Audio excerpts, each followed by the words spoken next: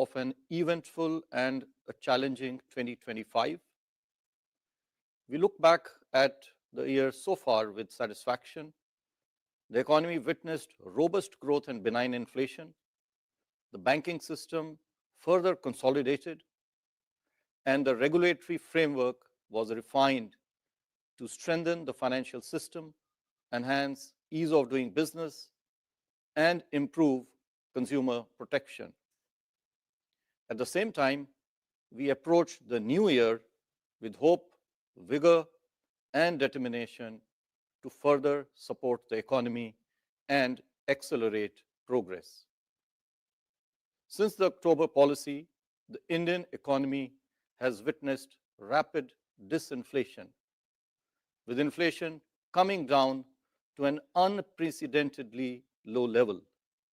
For the first time since the adoption of flexible inflation targeting, average headline inflation for a quarter at 1.7% in Q2 this year breached the lower tolerance threshold of 2% of our inflation target.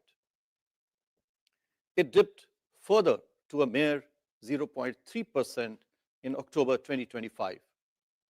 On the other hand, real GDP growth accelerated to 8.2% in Q2, buoyed by strong spending during the festive season, which was further facilitated by the rationalization of the GST rates. Inflation at a benign 2.2% and growth at 8% for the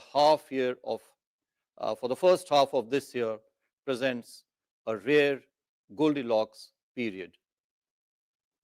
Globally, contrary to earlier expectations, growth has been relatively strong.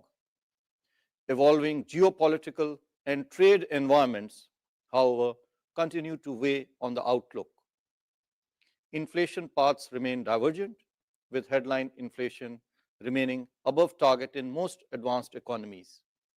Pressures in most emerging markets, however, are contained, providing them the room for accommodative monetary policy. Conflicting pulls and pressures from AI-fueled optimism and concerns over high valuations are playing out in global equity markets.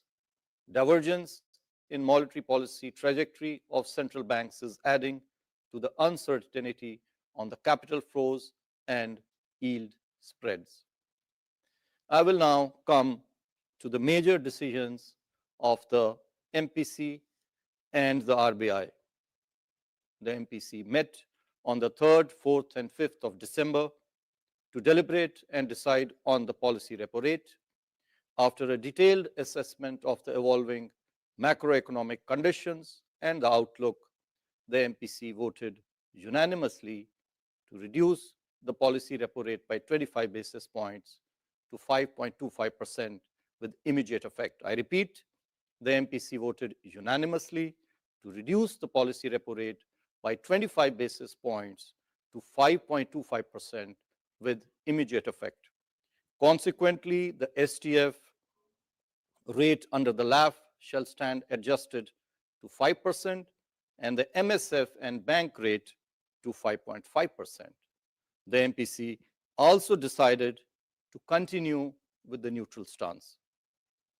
Moreover, in view of the evolving liquidity conditions and the outlook, the Reserve Bank has decided to conduct OMO purchases of government securities of 1 lakh crore rupees and a 3-year dollar rupee buy-sell swap of $5 billion this month in December to inject further durable liquidity into the system.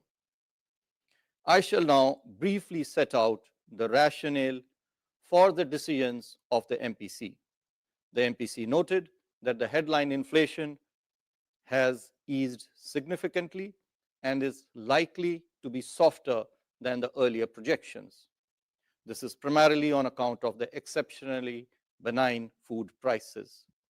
Reflecting these favorable conditions, the projections for average headline inflation this year and Q1 next year have been further revised downwards. Core inflation, which had been rising steadily since Q1 last year, eased at the margin in Q2 this year and is expected to remain anchored in the period ahead. So both headline and core inflation are expected to be at or below the 4% mark during the first half of next year. In fact, the underlying inflation pressures are even lower as the impact of increased prices of precious metals in this inflation number is about 50 basis points. Growth, while remaining resilient, is expected to soften somewhat. Thus, the growth inflation balance, especially the benign inflation outlook on both headline and core, continues to provide the policy space to support the growth momentum. Accordingly, the MPC unanimously voted to reduce the policy repo rate by 25 basis points to 5.25%, and the MPC also decided to continue with the neutral stance. I will now spell out in some detail our assessment of growth and inflation. First of all, growth. Real GDP registered a 6-quarter high growth of 8.2%, as you are all aware, in Q2. This is underpinned by resilient domestic demand amidst global trade and policy uncertainties. On the supply side, real GVA expanded by 8.1%, aided by buoyant industrial and services sectors.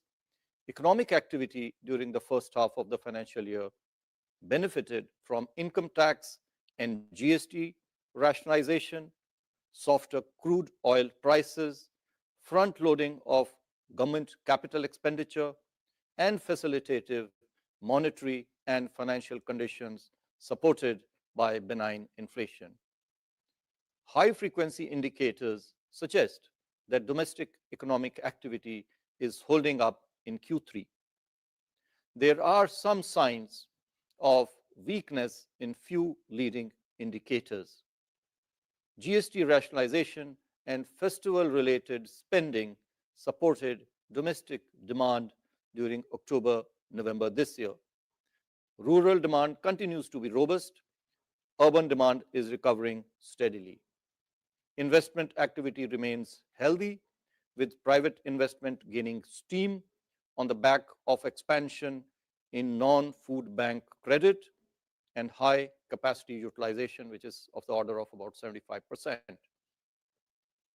Merchandise exports declined in October amid subdued external demand, accompanied by softer services exports. On the supply side, agricultural growth is supported by healthy kharif crop production, higher reservoir levels, and better rabi crop sowing. Manufacturing activity continues to improve, while the services sector is maintaining a steady pace. Looking ahead, domestic factors such as healthy agricultural prospects, continued impact of GST rationalization, benign inflation, healthy balance sheets of corporates and financial institutions, congenial monetary and financial conditions should continue to support economic activity. Continuing reform initiatives, moreover, would further facilitate growth. On the external front, services exports are likely to remain strong, while merchandise exports face some headwinds. External uncertainties continue to pose downside risks to the outlook, while speedy conclusion of various ongoing trade and investment negotiations which the government is undertaking with various countries and jurisdictions present upside potential. Taking all these factors into consideration, real GDP growth for this year is now projected at 7.3%. This is up by about 0.5% from our earlier projections. Q3 is projected at 7% and Q4 at 6.5%. Real GDP growth for Q1 next year is projected at 6.7% and Q2 next year at 6.8%. The risks are evenly balanced. I will now move to inflation. Headline CPI inflation declined to an all-time low in October 2025. The faster than anticipated decline in inflation was led by correction in food prices, contrary to the usual trend witnessed during the months of September and October.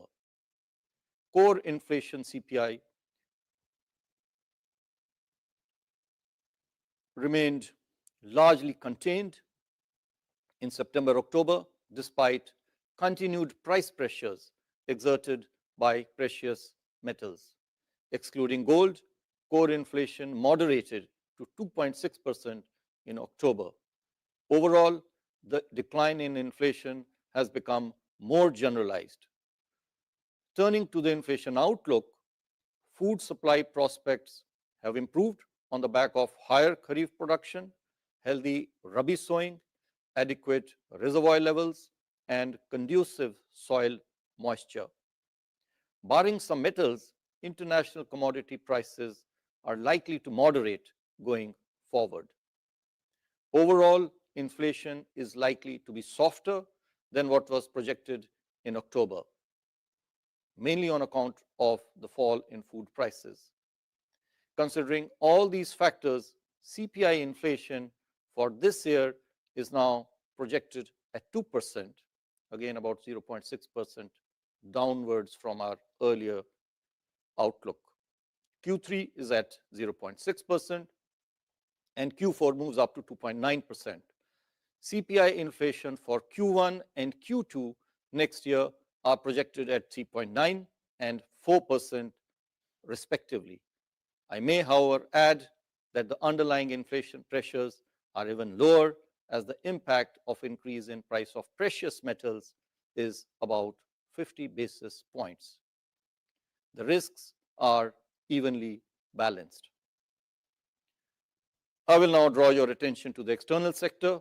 India's current account deficit moderated from 2.2% of GDP in Q2 last year to 1.3%. This is a decrease of about 0.9% in Q2 this year, on account of robust services exports, which continue to do well, and strong remittances. In October 2025, merchandise exports contracted YOY, whereas merchandise imports continued to increase for the second consecutive month. This resulted in widening of the trade deficit. Healthy services exports coupled with strong remittance receipts are, however, expected to keep our current account deficit for this year modest. On the external financing side, gross FDI to India increased at a robust pace during the first half of the year. Net FDI too increased significantly due to a decline in repatriation despite a rise in outward FDI. FPI to India recorded net outflows of $0.7 billion this year so far, basis figures till December 3, primarily due to outflows in the equity segment. Flows under ECB and non-resident deposit accounts moderated as compared to last year. As on November 28, 2025, India's forex reserves stood at a healthy $686 billion. This provides robust import cover of more than 11 months. Overall, India's external sector remains resilient. We are confident of meeting our external financing requirements comfortably. I will now talk about the liquidity and financial market conditions. System liquidity, as measured by the net position under the LAF, stood at an average surplus of 1.5 lakh crore rupees for the period since the MPC last met in October. money market rates have remained largely aligned to the policy repo rate, which was 5.5%, amidst comfortable liquidity conditions. GSEC yields have remained range bound since the last policy. In response to the cumulative 100 basis points cut in the policy repo rate, the weighted average lending rate of scheduled commercial banks declined by 69 basis points for fresh rupee loans during this period. In fact, the interest rate effect is even more at 78 basis points. The moderation in the weighted average lending rate of outstanding rupee loans has been to the extent of 63 basis points, which again is very satisfactory. The transmission has been very broad-based across sectors. On the deposit side, the weighted average domestic term deposit rate on fresh deposits has declined by 105 basis points, while that on outstanding deposits has softened by 32 basis points over the same period. I would like to take this opportunity to reiterate that we are committed to provide sufficient durable liquidity to the banking system. We continuously assess the durable liquidity requirements of the banking system, which happens due to changes in currency in circulation, forex operations, and reserves maintenance. Going forward too, we shall continue to do so. And after reviewing the liquidity situation and the outlook, as mentioned earlier, we have decided to conduct OMO purchases of government securities amounting to 1 lakh crore rupees in this month. Moreover, we will also be conducting a 3-year dollar rupee buy sell swaps this month. The details will be notified separately later today. We are hopeful that these measures will ensure adequate durable liquidity in the system and further facilitate monetary transmission. I would also like to clarify that injection or absorption of liquidity through purchase or sale of government securities under OMOs and that through operations under the LAF, which is VRR or VRRR, which are of short-term duration, serve very different purposes. While the objective of purchase and sale under OMO is to provide or absorb durable liquidity, the purpose, which is long-term, and the purpose of repo operations is to manage transient liquidity, which is of very short nature, so as to align the operating target, which for us is the weighted average call rate or the Walker, to the policy repo rate, which now stands reduced to 5.25%. So it is quite possible that on the one hand, we inject durable liquidity through purchase of government securities under OMO, while simultaneously withdrawing transient liquidity through a VRRR operation on the other hand. I would further like to reiterate that the primary instrument of monetary policy is the policy repo rate. It is expected that changes in the short-term interest rates will transmit to various long-term rates. At the same time, the primary purpose of OMOs is to provide sufficient liquidity and not to directly influence GSEC yields. I will now talk about financial stability. The system level financial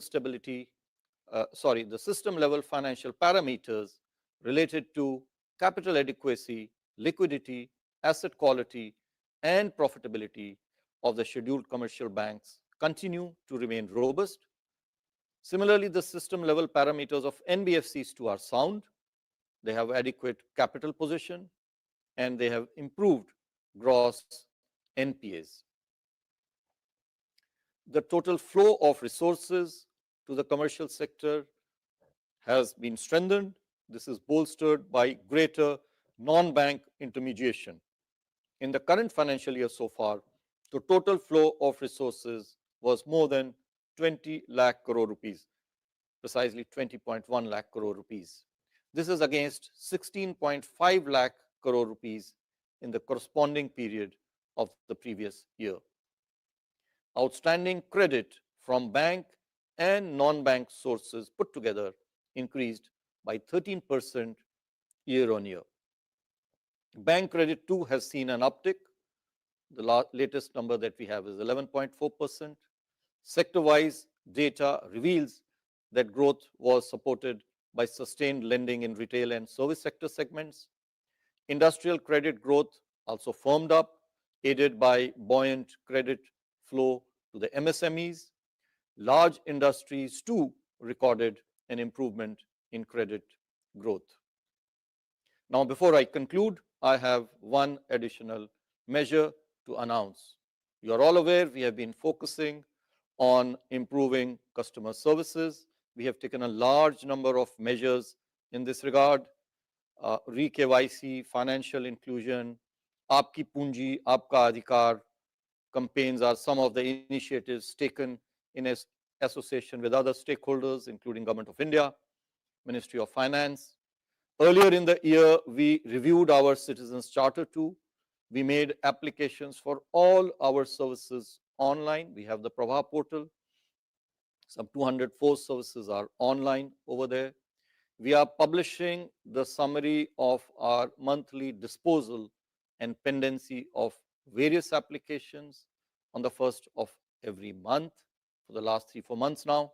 And I'm happy to note that more than 99.8% of the applications are disposed of within the stipulated timelines given in the Citizens Charter. However, in the recent past, as a result of inter alia receipt of a large number of grievances, pendency with the RBI Ombudsman has increased. I therefore exhort all regulated entities to kindly keep customers central in their policies and operations, improve customer service, and reduce grievances.